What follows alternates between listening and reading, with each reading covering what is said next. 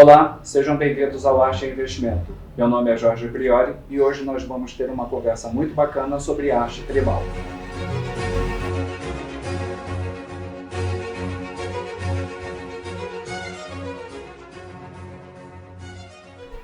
Christian é francês e mora no Brasil há 50 anos. Seus pais eram colecionadores de arte pré-colombiana e arqueologia oriental.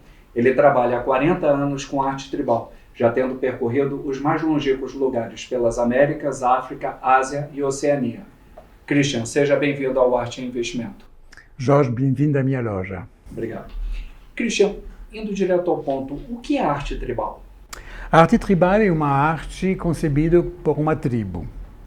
E uma tribo é uma comunidade que tem uma língua, crenças e cerimônias. Para poder continuar hoje em dia, ela tem que ser isolada, senão ela é destruída pelo meio ambiente. Sendo que, hoje em dia, para poder existir, ela tem que ter uma população que não aumentou muito, nem diminuiu muito.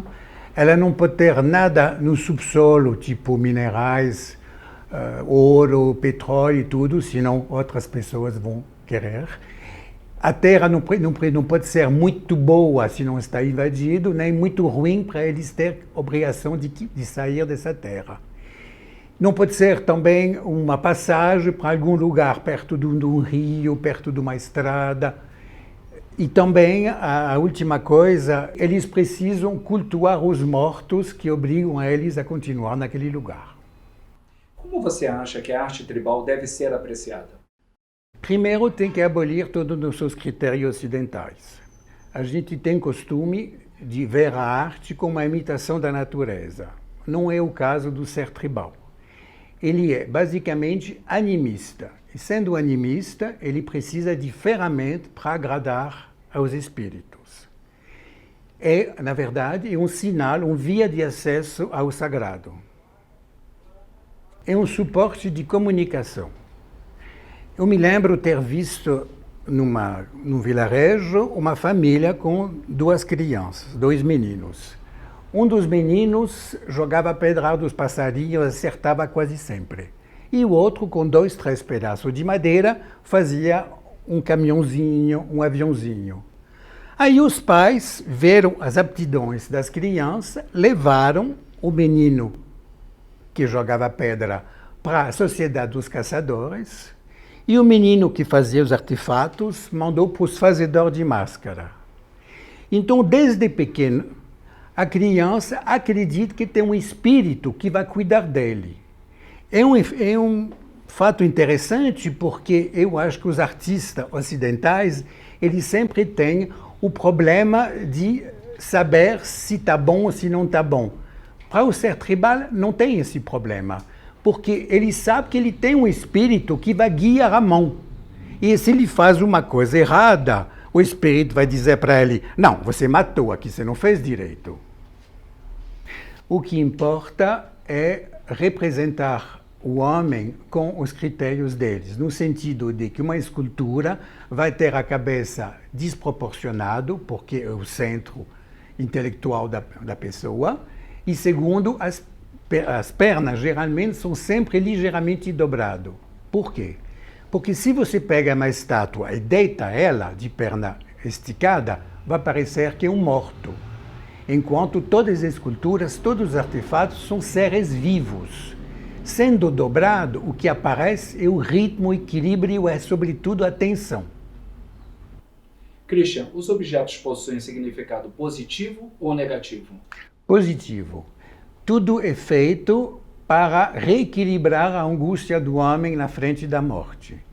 Então, existe também, claro, missa negra, coisas para o mal, em poucas tribos.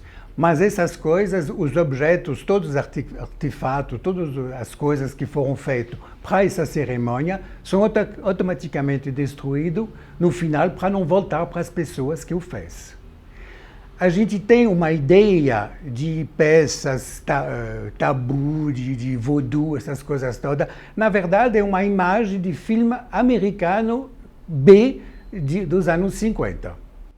Ou seja, Todos os objetos que chegam ao mercado, eles são positivos, porque os negativos foram destruídos anteriormente. Com certeza. A única coisa que eu vejo que é uma peça que foi sacralizada num contexto, ela foi em seguida desacralizada e ressacralizada em outro contexto, na nossa visão e nesse olhar ocidental. Quais são as funções das máscaras e das estátuas?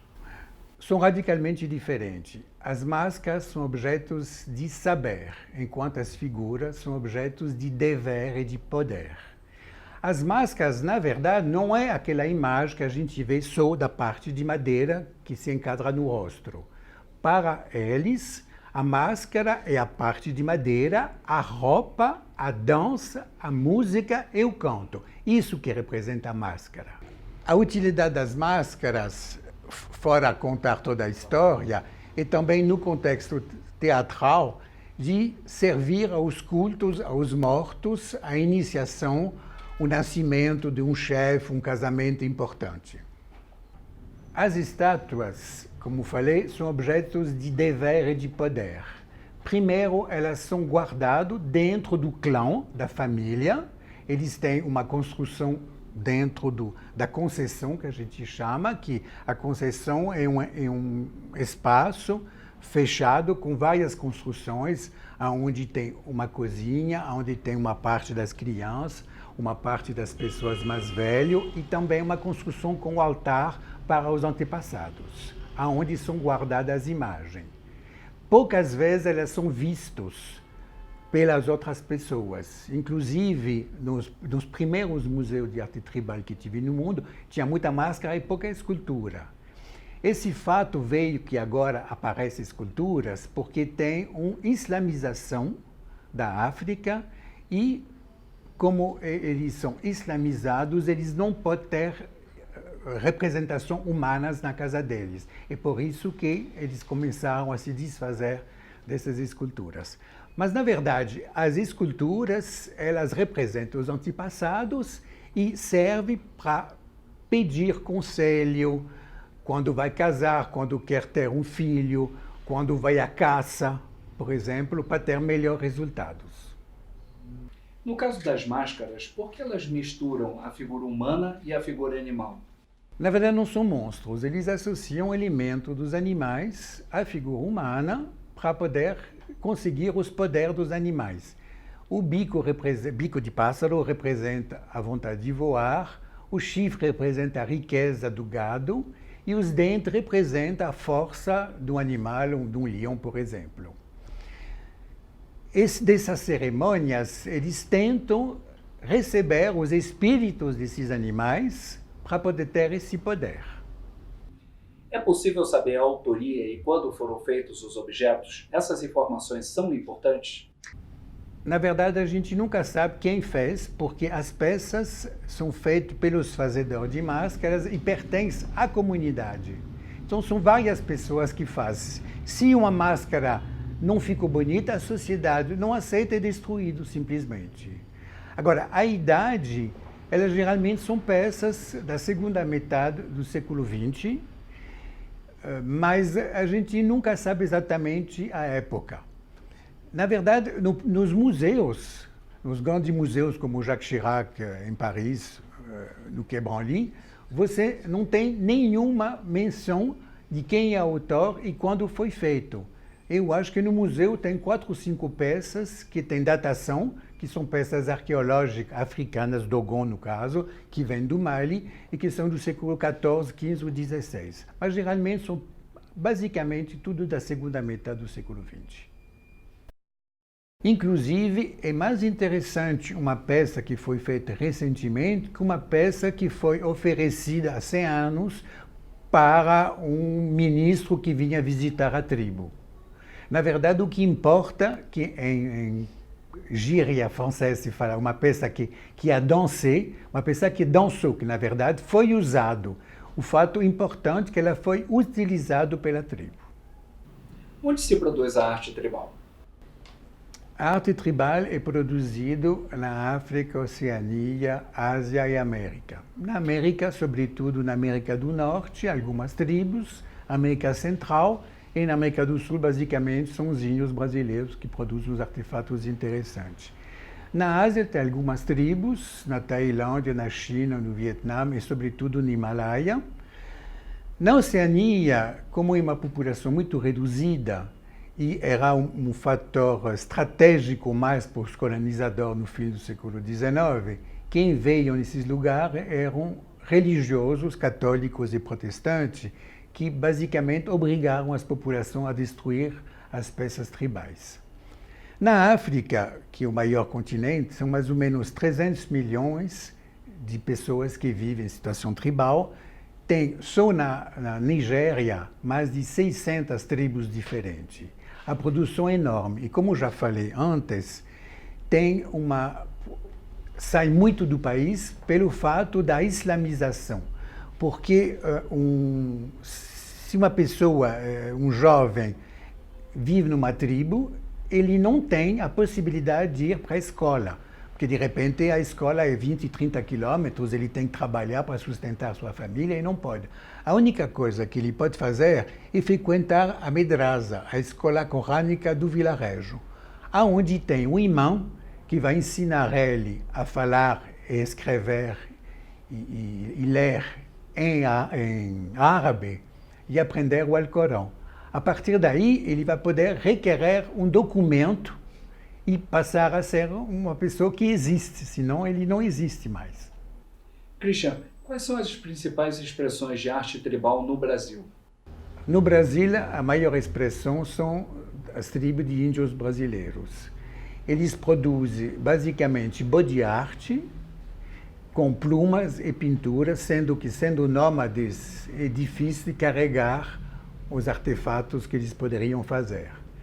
Infelizmente, agora com as novas leis de proteção aos pássaros, eles não produzem mais muita coisa, porque eles faziam só para as festas deles e depois podiam comercializar. E hoje em dia eles não podem mais. Qual foi a influência da arte tribal na arte moderna? Não existiria arte moderna sem arte tribal. Foi em Paris, que era a capital do mundo das artes, bem no início do século XX, que artistas como Matisse, Derain, Braque, Picasso, Modigliani conheceram a arte tribal através de peças que vinham dos funcionários que trabalhavam nas colônias francesas na África, basicamente. Eles viam essa força, esse ritmo, essa tensão dessas peças, que era um contraponto na arte naturalista do final do século XIX, que não tinha muita força. Sobretudo que, junto com esse movimento, existia o nascimento da fotografia, que ela justamente era o naturalismo de verdade, porque era a fotografia das próprias pessoas e das paisagens. Então, eles incorporaram esses elementos e nasceu o cubismo. Depois, uns anos depois, nasceu o dadaísmo, que recuperou a arte tribal no sentido de ruptura com os critérios ocidentais que existiam, e depois o surrealismo também pegou esse movimento. Christian, por que a arte tribal no Brasil não é apreciada como na Europa? O problema é decorrente do que eu falei antes, que no Brasil essa ruptura com a arte clássica aconteceu evidentemente na Semana do 22, que foi uma coisa muito importante, apesar de ser reduzida. Se você compara com a França, o movimento modernista basicamente acabou com o resto da produção. Enquanto no Brasil, paralelamente com esse movimento Semana de 22, continuou uma produção grande de artes mais clássicos. O que poderia ser feito para melhorar a percepção brasileira com relação à arte tribal? Infelizmente, no Brasil, tem poucos museus que têm arte tribal.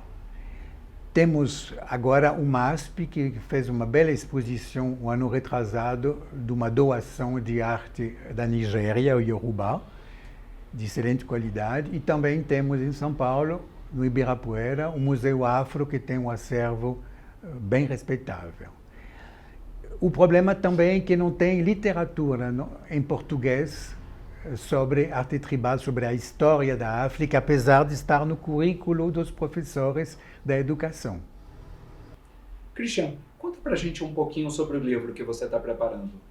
Estou finalizando o meu livro, que se chama Fetiche, que é o diário de uma coleção de arte tribal, onde eu conto minha coleção explicando os objetos, o porquê, o como eu encontrei, o que significam, e também minhas visitas nas tribos na África e na Ásia nos anos 70 e 80. Christian, muito obrigado por ter recebido o Arte e Investimento. Jorge, foi um prazer te receber aqui na minha loja.